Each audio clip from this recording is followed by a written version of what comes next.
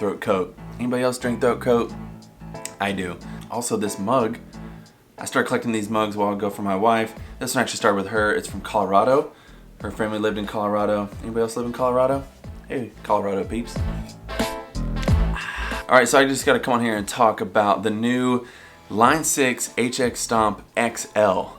Have you heard about this? What is this thing? What is it? I gotta be honest, at first I thought it was a hoax. I was like, there's no way this can be real. This looks like something you'd see on the internet on April Fool's, like, hey look, this is the new thing. And I was like, that's definitely photoshopped, does not look real, I'm not falling for it. I mean, if you look closely at the picture, maybe I'll put it on the screen, you can see it looks a little photoshopped. And I'm thinking that maybe this specific picture was photoshopped, maybe that's not the actual unit. But either way, I was wrong, it's real. The Line 6 HX Stomp XL. Let's talk about it.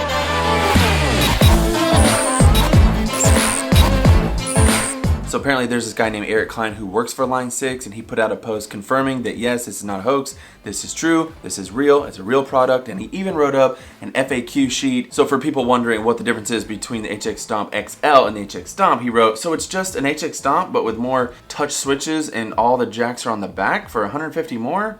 And he's like, yeah, it is. But why? And he just said plainly, because customers kept asking for more switches, which I can confirm, yes, that is one of the biggest complaints, is that people are always asking for more switches. They're like, the HX Stomp is powerful, it's amazing, but I wish I had more switches. And then as you know, a lot of us get really creative on trying to find ways to add MIDI controllers or foot switches to control this thing, because that is one of the biggest downfalls, is not enough switches. He also goes on to say, we're not gonna pretend like this is the most innovative product we've ever designed, but for some customers, it's the Goldilocks form factor. So now I've been sitting with this a few days. I wanted to put an initial reaction video up, but knowing me, I'm not good with that. I needed to simmer a little bit. I need to think through this, get my thoughts together and think, okay, my initial reaction is, there's no need for this. Like, this is weird, it looks weird, no one's gonna buy this, it looks gimmicky. I mean, if I look at it and think it's a hoax at the beginning, who's gonna buy this thing? But now that I've been thinking about it, I'm a little more on board. I can see why they would make a product like this. So the question I want to answer today is, who is this product actually for? If you're already a Stomp user like myself, should we consider selling the Stomp to get the XL? If you're someone who is looking to get the HX Stomp and now you have two different options, should you go with the XL? So let's go through some pros and cons to figure it out. And the first con that I can see, and I've already talked about it, it's ugly. Well, at least that was my initial reaction. Not only did it look photoshopped, but it also looks like it's getting away from the small pedal form factor. It's getting more like an all-in-one unit. And if you've been on my channel for any amount of time, I mention this all the time, one of the reasons I went to the HX Stomp and didn't just go Helix is because I don't personally like the look of a all-in-one unit. I love individual pedals. When you look at a board like this, at least to my eye, I just see a board with pedals on it. Like, yes, this is a big pedal, but it's like the size of a Strymon. I don't think anything about it. And not everything is about the way it looks, but for me, that is important. But having said that, this thing is only supposed to be 12.5 inches long, which is not massive. I think you guys know I like building mini boards on this channel, and I think you could still make a pretty decent mini board even with this bigger unit on it. I mean, looking at my board, 12.5 inches gets right into the edge of my Jet Revelation, which now that all the jacks are gonna be on the back, you could scoot this over a little bit and get two top mount pedals and still have like the HX Stomp XL and two external pedals if you wanted. You could fit them on this Mono Light Plus pedal board. And I still have this Ghostfire pedal board that's like a flat board, a little different shape than mine. I just measured it. You could still put like the HX Stomp XL here and still have room for a pedal over here, like a volume pedal, and then keep like 4 or 5 pedals on top depending on their sizes. So I think a mini board is still possible with this. Also, the reason I still have this is because I'm gonna be doing a huge giveaway. I'm not supposed to tell you, this is not the announcement. I just got a little excited, but it's gonna be really good. And it's not till later in the year, so don't get too excited yet. All right, so the next thing, and I consider this a huge pro, and I didn't think about it in depth enough until I watched Steve Sterlacci's video on this. Thank you, Steve. A lot of helpful information. Helped me process through it. Is that all the jacks are now on the back. And of course, I saw that when all the pictures were first leaked on the internet, but it didn't hit me how aggravating it is to have inputs and outputs on the HX Stomp on all 3 sides. Like this thing right here, I have my Midi hanging out way over my board on this. This is the only part of my board that I don't really enjoy. I have all these inputs on the back, and I still have my effects loop on the side. Having that all on the back where you can save space on the sides is just pretty convenient. So that's a huge pro for the XL. The next thing I definitely consider a pro is that it has more switches, and that's, I think, the main reason they even went with this product. We actually have more switches now. I mean, I know I've already said this, but this is like the biggest complaint from the HX Stomp community, that there are not enough switches to do what it is capable of doing. And so we have to get creative, adding MIDI controllers and little foot switches and doing all this stuff to maximize its potential, and I think we've done that pretty well. But now, you don't have to. Which leads into my next point. Yes, we have more switches, but no, we don't have more DSP. And I agree with Steve on this. Like, if there was ever a chance to give us a little more something, a little more DSP to make it worth jumping from the HX Stomp to the XL, it would have been like, hey, it also comes with more DSP. Then everybody would be like, where's it at? Take my money. But they didn't. They didn't do it. They did not give us more DSP, which I think kind of reveals their plan for the XL. Like, they're just taking the Stomp and adding to it, but it still doesn't make sense, because I said the biggest complaint was the switches, but if any other complaint was just as loud, is that there's not enough DSP to do everything you can do with this thing. I mean, they just added all the poly effects, and you can only run a poly effect with like an amp and a cab, and then you're done. But I agree with Steve that maybe there's a way to make the effects themselves more efficient so they take up less DSP. I don't know. We'll just have to wait and see. All right, now here is the biggest topic, and I'm still processing it. The question is, who is this for? I definitely know the XL will be for the person who wants more switches and doesn't have to deal with any external pedals. And I totally get that. There's something reassuring about having an all-in-one unit where you don't have to worry about patch cables failing you.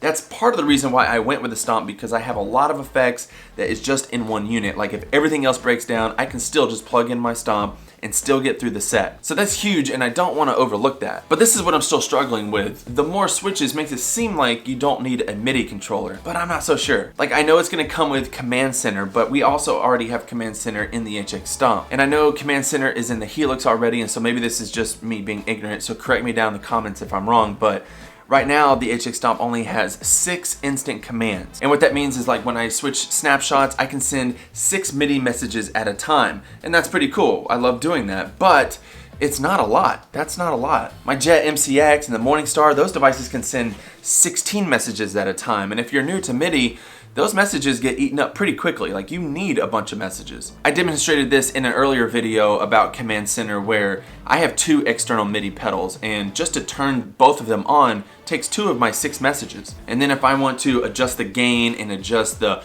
mix of my reverb, there goes 4. And then if I want to adjust the decay on the reverb and select a different overdrive type on my overdrive pedal, there go my 6 commands right there. And I have much more I could do on the pedals themselves. And so my Jet MCX can take care of all those things with just one click of a button, because it can send 16 messages at a time. Now, it's pretty doable for me because I only have 2 pedals, but what if I had 3 MIDI pedals? All I could do is turn each of them on or off and select one more parameter.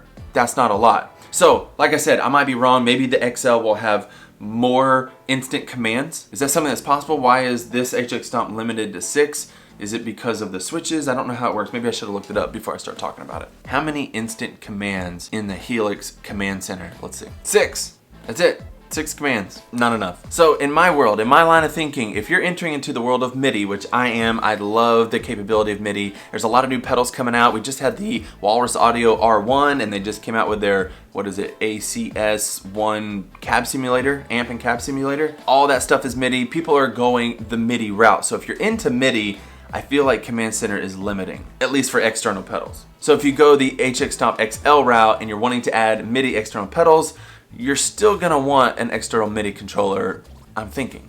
Right? Am I thinking right? Let me know. Let me know down there.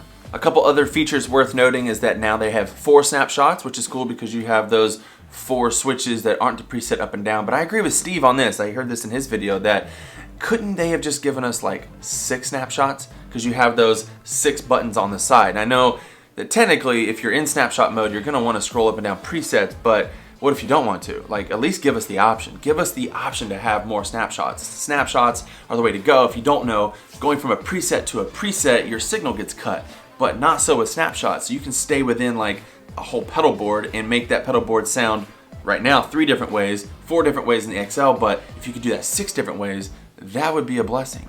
Come on, Line 6. more snapshots. All right, so the last feature I'll talk about that I understand the least because I've never played with it before, apparently it's on the Helix, and that is now on the XL we'll have the mode and edit switch, which if I'm thinking about this right, if you hold down the mode switch until it's in edit mode, then you can edit parameters live on all your blocks. So for example, I'm playing live, I've already built my preset, but I realized I forgot to put on trails on my reverb. I could, without bending over, go into edit mode and quickly switch that to trails and save it. Which that to me is like huge. That makes me want this thing even more. I wish I had that in the HX Stomp, but there's not enough switches. I mean, let me know if you're a Helix user, is edit mode something you use often? I mean, I feel like I would live, especially if I made a mistake, if I listened to something through my headphones, but in the live room, it sounds different. I wanted to change something on the fly.